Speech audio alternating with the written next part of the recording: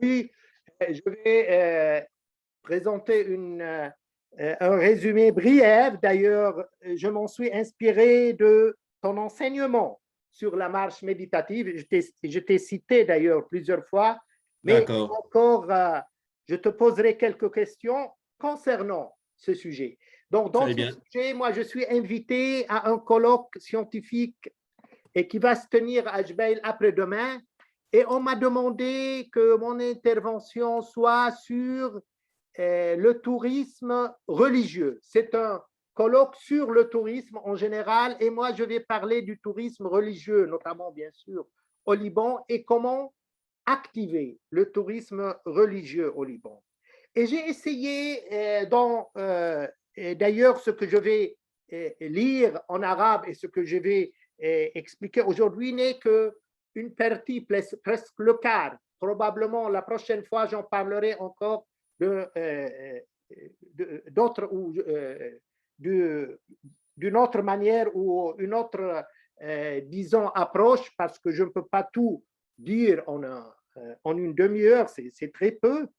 Mais j'ai pensé de fonder et d'établir et d'écrire un texte en quelque sorte fondamental qui fonde, soi-disant, un tourisme religieux et à base assez forte, surtout dans un pays qui est plein de monuments religieux comme le Liban, mais dont le tourisme religieux est disons, est archaïque presque. Il n'est pas assez développé.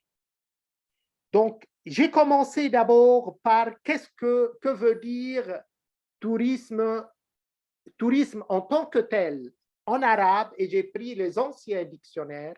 Tourisme qui est as-siyaha veut dire exactement en arabe le tourisme religieux. Donc, as-siyaha, le tourisme, comme si c'est chez les Arabes, chez les anciens bien sûr, le tourisme n'était que tourisme religieux et exclusivement. Là, donc je cite Ibn Manzour, il dit le tourisme, c'est quand on va, même au niveau du globe terrestre, pour l'adoration. Et touriste, c'est-à-dire quand quelqu'un va en tourisme, il va encore pour l'adoration. En quelque sorte, j'essaie de un petit peu de résumer. Et je cite Ibn Manzour, qui est un auteur disons, 14e siècle, qui dit aussi le touriste, c'est celui qui pense à la grandeur et à la miséricorde de Dieu, donc qui médite en quelque sorte. Un touriste est un méditant.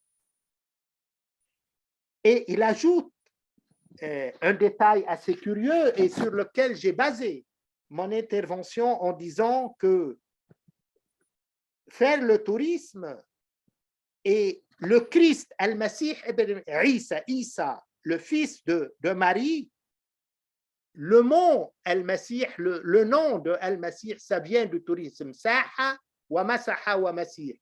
Donc, lui, il revient comme quoi le Christ, c'est le touriste par excellence. Et c'est pour ça qu'on voit chez les auteurs et soufis et même les auteurs, les interprètes du Coran, le Christ, il les appelle imam as-sa'ihin, c'est-à-dire l'imam des touristes ou des pèlerins. Donc, c'est le chef de pèlerins, si on va, ou le chef religieux, bien sûr, des pèlerins. Et là, ça pose beaucoup de problématiques et beaucoup de questions. Pourquoi notamment, et c'est pour ça que j'ai voulu, parce qu'au Liban, qui est un pays en même temps chrétien et musulman, moitié-moitié, disons, du point de vue nombre, pas du point de vue nombre, mais du point de vue poids, on peut à ce moment, en quelque sorte, fonder un certain tourisme religieux qui joignent, qui rassemble les Libanais autour d'un principe. Et là, je continue, même en arabe, on a Ajbail, Notre-Dame des pèlerins, on l'appelle en arabe Saïd Souer, c'est-à-dire Notre-Dame des touristes. C'est toujours pour dire que le tourisme, ce n'est que, à l'origine, bien sûr, exclusivement un tourisme religieux dans la mentalité arabo-musulmane.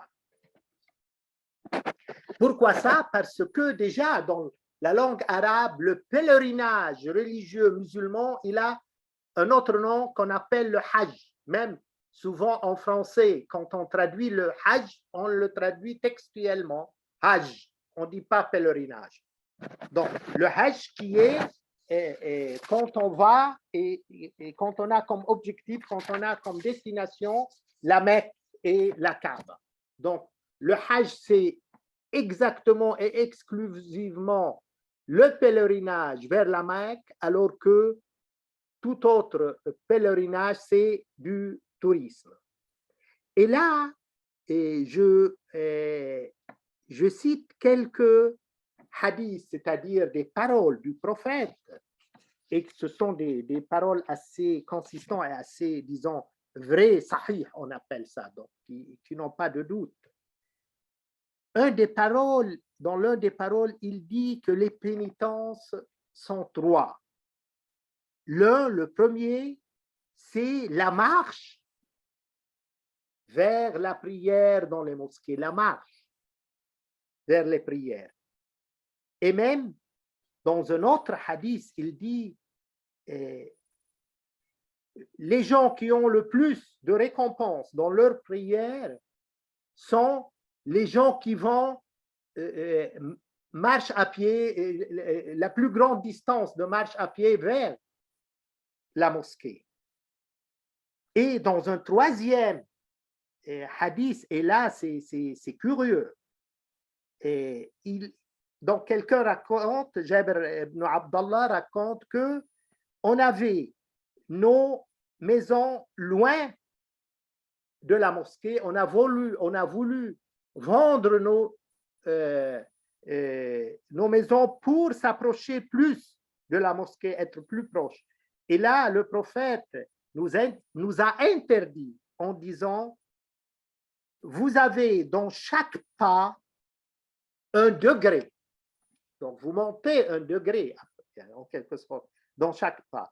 Et là, je dis, c'est exactement la notion de la marche méditative dont on parle dans le yoga.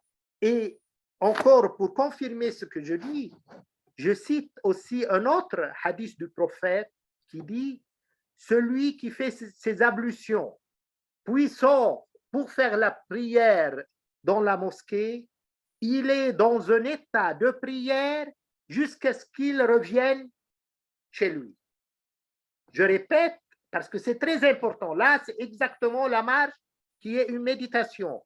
Celui qui fait ses ablutions, puis sort de chez lui pour aller faire la prière à la mosquée, bien sûr, il est dans un état de prière jusqu'à ce qu'il revienne chez lui. C'est exactement, là je dis, c'est exactement la marche méditative. Et dans un hadith, dans un dernier hadith que j'ai repéré, aussi c'est des hadiths sahih, c'est-à-dire des vrais, il dit le prophète, celui qui se purifie, donc qui fait ses ablutions bien sûr, chez lui, dans sa maison, puis il marche vers une maison des maisons de Dieu, une des maisons de Dieu, pour faire une prière, c'est pas été l'une qui fait descendre, qui fait tomber, descendre un péché et un autre pas qui fait élever un degré. Donc, les pas de celui qui va en marchant pour faire sa prière, un pas, il fait descendre un péché et un autre pas fait l'élever un degré. Et là, je parle, c'est exactement, je dis, c'est exactement la marche méditative. Et là, je te cite, Jacques, cette marche qui fait descendre les tensions et fait monter l'énergie au niveau de la colonne vertébrale. C'est presque la même chose que ce hadith qui est un hadith, un vrai hadith et assez ancien chez les musulmans, et cet enseignement du yoga et du bouddhisme. Oui, c'est un peu comme une prise de terre. Dans la prise de terre habituelle, on décharge l'énergie, l'électricité en trop dans la terre. Mais dans la marche, il y a aussi la prise de terre à l'inverse, c'est-à-dire la terre nous renvoie de l'énergie. Donc, il y a les deux courants. Ouais, c'est curieux qu'on trouve exactement la même chose dans le hadith. Ouais. Oui, ben, ça correspond parce que ça correspond à une expérience profonde de la marche. Ouais. Voilà. Oui, justement. Oui. Hadith, en quelque sorte, il explique, il interprète une expérience de la marche. Et là, je passe à expliquer un peu le principe assez curieux et important du Christ, l'imam des touristes ou l'imam des pèlerins. Pourquoi le Christ lui-même, exactement, et on est dans l'islam, pas dans le christianisme, pourquoi c'est lui qui est le imam des touristes et le imam des pèlerins? Et quelles sont les significations de ce terme, de cette appellation? Donc,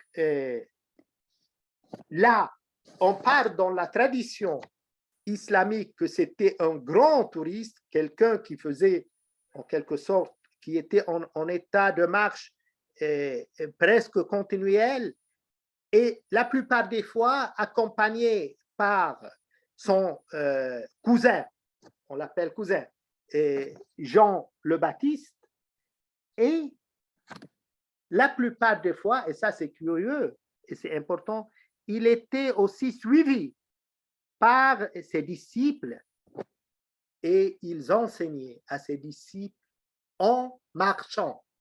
Donc, il diffusait ses enseignements à ses disciples en marchant, dans un état de marche, et non pas ni debout, ni même assis. Donc, cette image islamique du Christ, qui est le imam des touristes et qu'on trouve dans plusieurs interprétations du Coran, et elle colle bien avec déjà la tradition évangélique elle-même, parce que on lit chez Matthieu et chez Luc le verset suivant. Donc là, ce qu'on lit chez Matthieu et le Christ qui dit,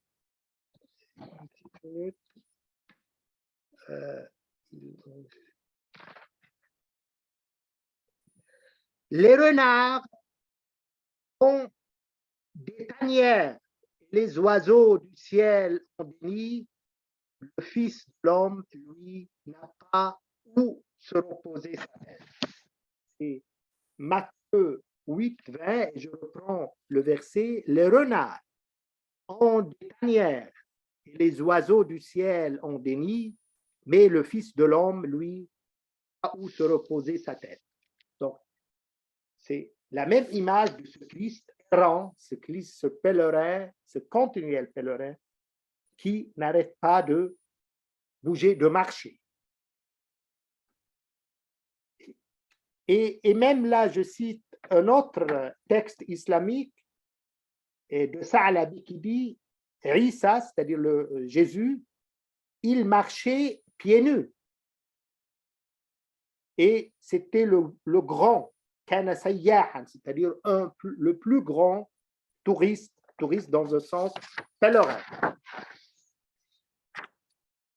Et ce qui nous, bien sûr, attire l'attention, c'est un pèlerin à pieds nus.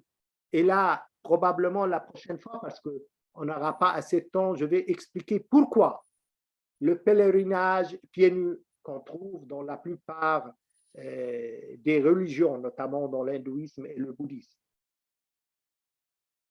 Et on lit dans un autre texte de Al-Zubaydi, du Christ, et Isa, donc, mangeait l'orge, œuvre de pénitence. Il marchait sur ses pieds et ne montait jamais sur une monture des animaux. Un troisième texte, c'est un touriste qui marchait, sa monture était ses deux pieds. Donc, c'est exactement le pèlerinage dans le concept chrétien. Et là, je cite et je parle du pèlerinage de Saint-Jacques de Compostelle. Moi, qui voyais toujours ces pèlerins de Saint-Jacques de Compostelle, notamment à la rue Saint-Jacques à Paris, parce que là, elle a le même sens jusqu'à maintenant. C'est l'une des plus longues rues de Paris et qui garde toujours ce même sens qui va de l'église Saint-Jacques, maintenant, on n'a qu'un petit tour de cette église, dans la rue Saint-Jacques, dans le sens et vers Saint-Jacques de Compostelle en Espagne. C'est un pèlerinage de 1200 kilomètres et qu'on faisait et qu'on fait toujours maintenant, jusqu'à maintenant, à pied. Et je parle aussi du pèlerinage en Inde vers les sources de l'Inde, vers les sources du Gange, vers Gangotri. Moi qui a vécu sur la rue de ce pèlerinage à Uttarkashi, dans un ashram de Shivananda, plusieurs mois, la première un mois et une deuxième fois aussi, et qui voyait et qui accueillait. On avait l'habitude d'accueillir là-bas les pèlerins qui, dans leur route, parce qu'on était vers la dernière étape, près de Gangotri, dans leur route vers la source du Gange. Donc, et la question que je pose, pourquoi ce pèlerinage est plutôt à pied? Et pourquoi aussi le pèlerinage pieds nus? Du point de vue yogique et du point de vue psychothérapie, la marche est un bercement thérapeutique. On est bercé par notre marche. Et là, j'évoque, et j'aimerais bien discuter ça avec Dr Jacques Vignes, je parle un peu, et il faut en parler probablement dans une autre séance, de ce qu'on appelle la philosophie clinique. Mais non, c'est une philosophie qui est très en vogue et diffusée en Occident. Comment utiliser la philosophie en tant que thérapie, ce qu'on appelle la philosophie clinique. Et on parle de la marche méditative ou la marche thérapeutique dans la philosophie clinique. Aristote lui-même,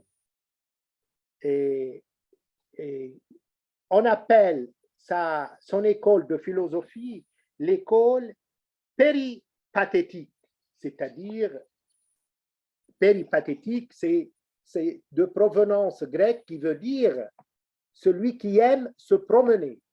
Et là, je cite un texte très important de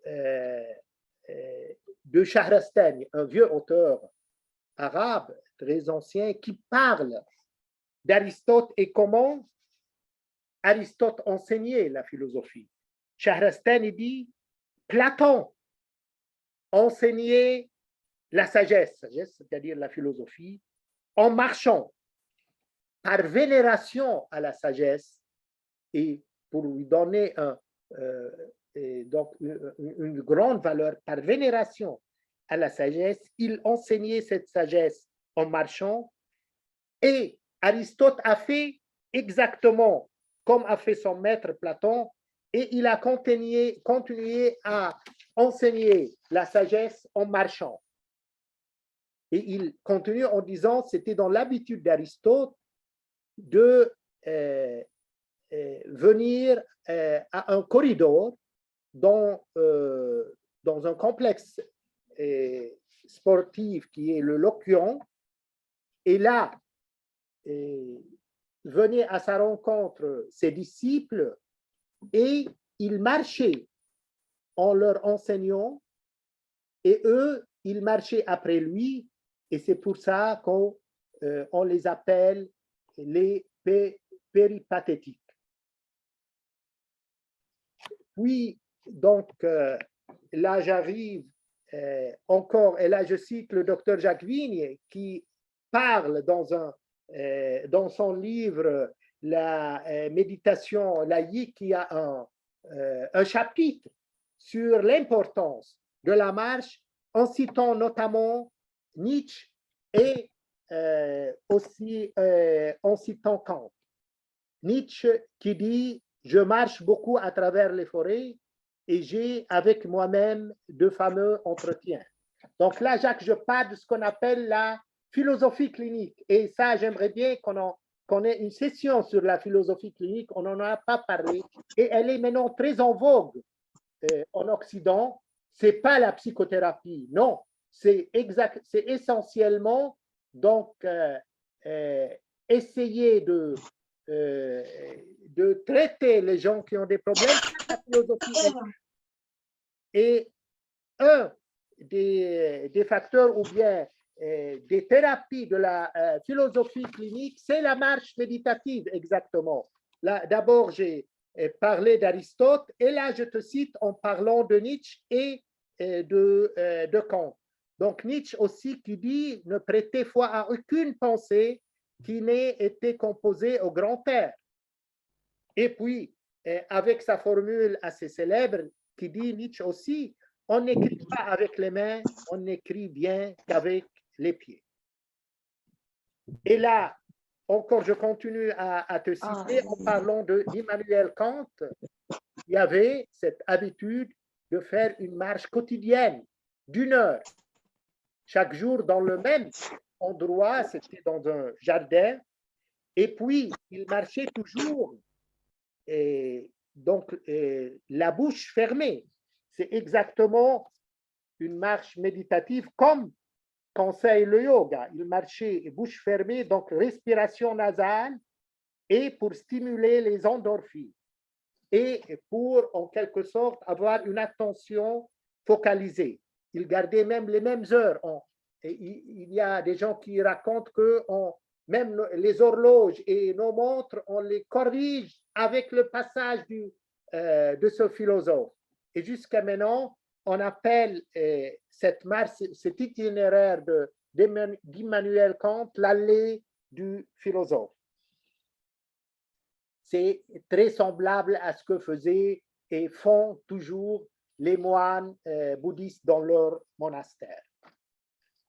Et là, j'essaye de conclure, je ne suis pas en train de dire qu'on ne peut activer, parce que mon sujet de base, c'est le tourisme religieux, je ne suis pas en train de dire qu'on ne peut activer le tourisme religieux qu'à partir d'un tourisme à pied, mais s'il n'y a pas un pèlerinage à pied, on ne peut pas avoir en quelque sorte un fond assez solide pour un tourisme religieux assez actif et assez bien, assez évolué. Et là, je termine sur un passage sur l'état du tourisme au Liban, qui est le tourisme religieux, bien sûr, qui est rudimentaire parce qu'on est vraiment des champions dans la perte des traditions. On avait un tourisme à pied depuis déjà les Phéniciens. Et là, Jacques, que tu connais très bien, cette rue depuis Jbeil jusqu'à la source d'un fleuve sacré qui est le fleuve d'Adonis. Et on faisait, la marche, c'est pas très longue, c'était une marche d'une quarantaine de kilomètres. On faisait cette marche à pied en montant dans la vallée d'Adonis, Adonis qui est le dieu. Donc, et tout le monde participait, c'était des milliers et des milliers de gens.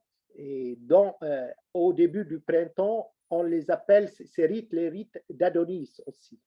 Mais bien sûr, ces pratiques, on les a perdu, et même le temple d'Istar, le temple de Vénus qui était à Afka, a été détruit depuis le début depuis Constantin, 325.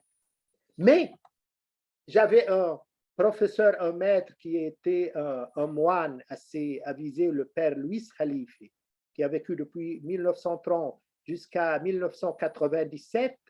Lui, il a voulu faire un autre itinéraire de Jbeil jusqu'à aussi le mausolée de Saint-Charbel qui est à Anaya, et qu'on fasse ce pèlerinage à pied, chose qu'on a fait avec lui en 1997 au moment de la canonisation et de la proclamation de Saint-Charbel Saint. Et jusqu'à maintenant, on a cette tradition, mais elle n'est pas très répandue. Il faut vraiment l'activer. Comme on a d'autres aussi pratiques de marche en pèlerinage, mais qui ont besoin d'être aussi activées et fructifiées. Et pour terminer, je dis que ces ensembles d'initiatives, ils ont besoin vraiment d'une action de la part de la sagesse des vieux et de l'enthousiasme des jeunes pour réactiver toutes ces activités de pèlerinage à pied, pour qu'il soit en quelque sorte la base, le fondement solide d'un tourisme religieux assez prospère. Et voilà, en deux mots, on aura la prochaine fois plus d'explications sur des modes de tourisme, surtout celui de Saint-Jacques de Compostelle, ou aussi le tourisme à pied et le pèlerinage plutôt à pied donc à travers le Gange auquel j'ai assisté et même j'ai participé souvent. Voilà donc, avant, Dr. Jacqueline, j'aimerais bien discuter avec toi ce sujet d'abord de philosophie clinique. Est-ce que tu es au courant un peu de cette philosophie clinique? Alors, en fait, je ne connaissais pas ce terme, mais par exemple, dans son livre La marche, une philosophie, il y a Gros, donc, qui est philosophe, qui parle des bienfaits de la marche pour la santé physique et mentale. Et donc, on peut dire qu'il touche la philosophie clinique. Voilà, hein, Justement, la philosophie clinique, elle n'est pas très ancienne, elle est très récente. C'est à partir du 21e siècle, mais qu'elle est très répandue, surtout en Amérique actuellement. Et ce qui est curieux, c'est que comme si elle est en train de remplacer la psychothérapie. Oui, c'est ça. C'est vrai que la dimension de la philosophie peut s'allier à la psychothérapie. Hein, chez les Grecs, hein, la philosophie était une sagesse pratique et qui permettait aux gens d'aller mieux dans leur vie courante. Et ensuite, c'est devenu plus un jeu intellectuel avec des écoles qui se disputaient, etc. Et donc, il y a un retour aux sources en quelque sorte dans l'idée d'une philosophie clinique. Oui, ben justement, c'est ça ce qui me fait plaisir en quelque sorte, cette philosophie clinique. Donc, c'est un peu un retour au rôle essentiel de la philosophie qu'on trouvait dans la philosophie grecque. Et en Inde, les écoles philosophiques se définissent comme des moyens pour sortir de la souffrance. Il y a certainement une influence du Bouddha très ancienne là-dessus. Mais régulièrement, quand une philosophie qui sont spirituelles, en Inde, les philosophies sont spirituelles, quand elles présentent leurs idées, elles disent c'est pour sortir de la souffrance. Nous, on a nos moyens et on vous les donne. Donc, dès le début, c'est considéré comme une clinique et une thérapie. Et le Bouddha aussi, dans ses 4 nobles vérités, c'est des nobles vérités pour voir la souffrance, comprendre les origines de la souffrance, comprendre des moyens pour sortir de la souffrance. Et il affirme comme quatrième et dernière noble vérité la capacité de sortir complètement de la souffrance. Oui, Donc, il y a un parce que aspect très clinique là-dedans. euh, moi, c'est ce que j'ai voulu en quelque sorte souligner dans ce discours et probablement on pourra dans une prochaine session en parler un peu plus davantage, mais c'est important que le fait que la philosophie sort un peu de cet aspect trop théorique ou en quelque sorte une acrobatie intellectuelle pour qu'elle soit beaucoup plus pratique et qu'elle porte une aide aux gens Oui, par cet aspect clinique. oui, oui. Bon, il y a déjà les cafés philosophiques qui essaient de rendre la philosophie plus proche des gens, mais ça reste quand même beaucoup au niveau de la discussion. Mais avec la marche méditative, on va plus loin que la discussion. Oui, Mais ceci dit, il y a, la philosophie clinique n'est pas que ici, la demain, marche je vais voir une méditative, mais personne. la marche méditative, c'est une thérapie, une des méthodes que la philosophie clinique adopte. Mais ce qui est curieux aussi, docteur Jacqueline, que cette marche méditative, pourquoi moi je me suis posé la question. Là, d'après ce que j'ai lu, je ne sais pas si tu étais là quand j'ai lu le texte de Shahrastan, et qui disait que Platon lui-même enseignait la sagesse, c'est-à-dire la philosophie, en marchant par vénération de la sagesse, et Aristote l'a suivi. Donc déjà Oui, oui, oui, Platon c'est beau. et, et puis Aristote. Et encore le Christ, chez les Arabes, il enseignait, chez les musulmans, il enseignait à ses disciples en marchant. Et si Oui. on prend le grand marcheur, Seigneur Bouddha, donc tous ces grands maîtres enseignaient en marchant, ni debout, ni assis. Pourquoi ils Et dans enseignaient? la tradition des Shankaracharya, ils doivent arriver en marchant pieds nus dans les villages pour enseigner. Et ils le respectent jusqu'à un certain point. Les Shankaracharya marchent beaucoup et arrivent pieds nus dans les villages.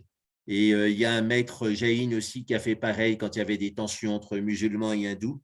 Il a fait un pèlerinage à pied de village en village au Gujarat pour calmer les gens. Et quand les gens le Justement, voyaient arriver pieds nus dans leur village, ils le prenaient au sérieux. Ils voyaient bien que ce n'était pas un politicien qui arrivait en hélicoptère ou dans une voiture et qui repartait ensuite ailleurs.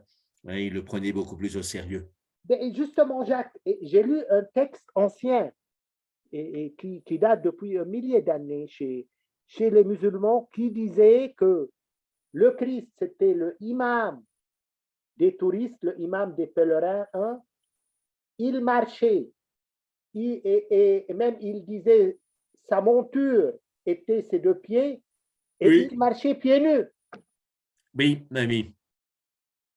Oui, Pourquoi oui. cette marche pieds nus? Moi, j'ai expliqué un peu et c'est chose que je vais faire la prochaine fois que par le principe dans le yoga, on parle du prana, qu'il y a trois sources du prana, qui est l'air, le soleil et la terre.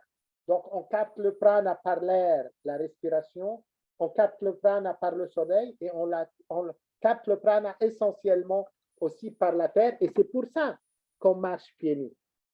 Oui, et Swamira Matirtha, il parle de ses pèlerinages dans l'Himalaya qu'il a fait pieds nus alors qu'il avait été professeur de mathématiques à l'université de Lahore, donc il connaissait les chaussures, mais il dit on ne sent bien l'Himalaya que quand on se promène pieds nus dedans.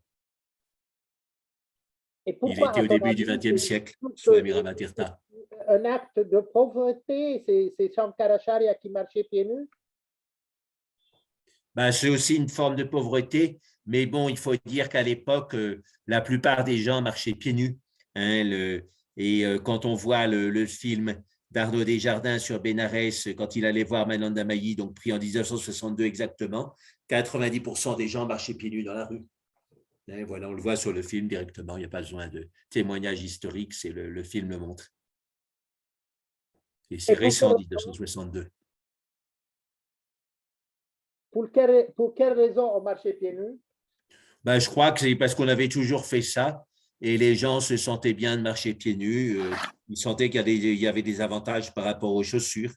Hein, j'ai un ami qui fait beaucoup de marche pieds nus, qui est d'ailleurs relié à Mananda Mahi, mais il vit en France.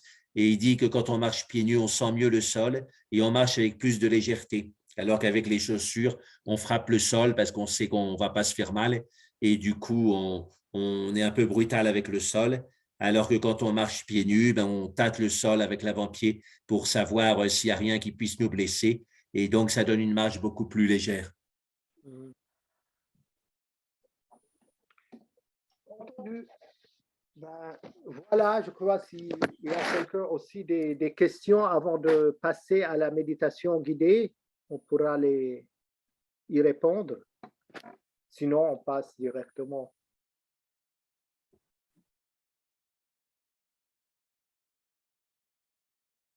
Oui.